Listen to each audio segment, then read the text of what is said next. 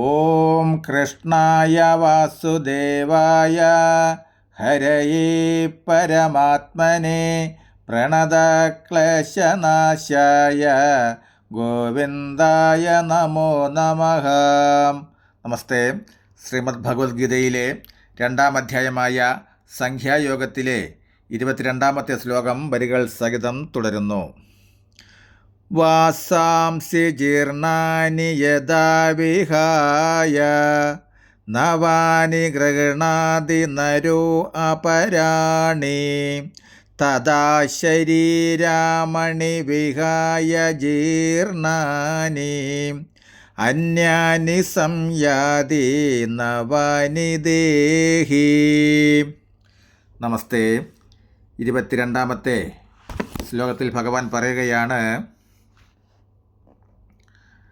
പഴകി ജീർണിച്ച വസ്ത്രങ്ങൾ മാറ്റി പുതിയവ എടുത്തണിയുന്നത് പോലെ ജീർണിച്ച് ഉപയോഗിക്കുവാൻ കൊള്ളാത്തതായ ദുരിത ശരീരങ്ങൾ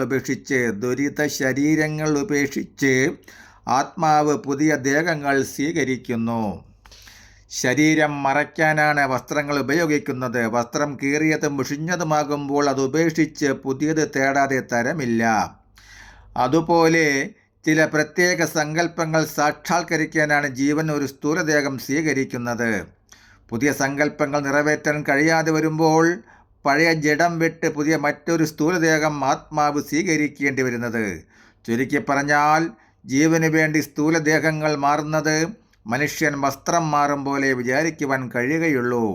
ആയതിനാൽ തൻ്റെ കർമ്മരംഗമായ യുദ്ധത്തെ ചിന്തിച്ച് ഖേദിക്കേണ്ട ആവശ്യമില്ലെന്നുള്ളതാണ് ഭഗവാന്റെ വാദം. ആത്മാവ് അഖണ്ഡവും സനാതനവുമാണ്.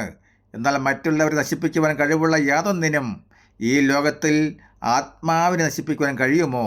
അതിനുള്ള മറുപടി പറയുകയാണ് ഭഗവാൻ അടുത്ത ശ്ലോകത്തിൽ. നമസ്തേ വരികൾ സഹിതം തുടരും നാളെ.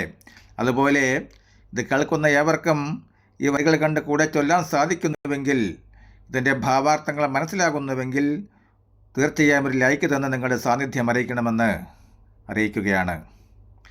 ഹരേ രാമ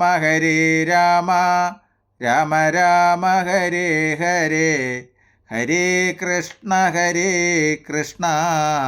കൃഷ്ണ കൃഷ്ണ ഹരേ ഹരേ.